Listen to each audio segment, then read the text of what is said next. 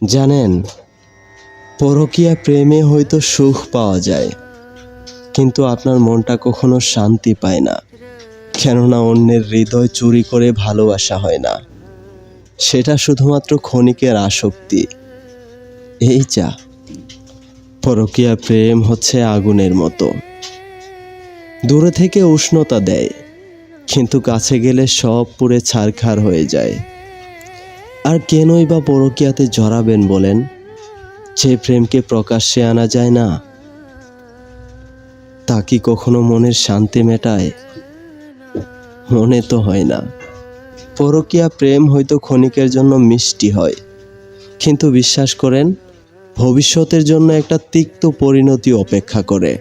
এটাই সত্যি।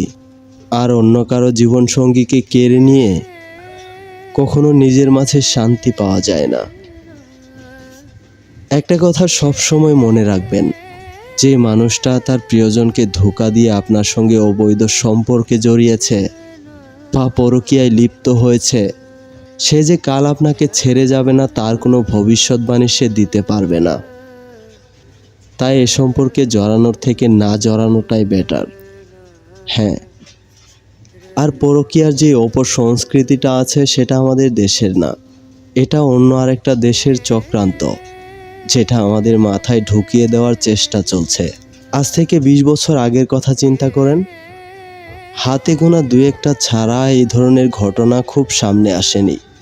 চলুন যুদ্ধ ঘোষণা করি পরকীয়ার বিরুদ্ধে, রুখে দাঁড়াই, এই অপসংস্কৃতিকে আমাদের দেশ থেকে বিতাড়িত করি।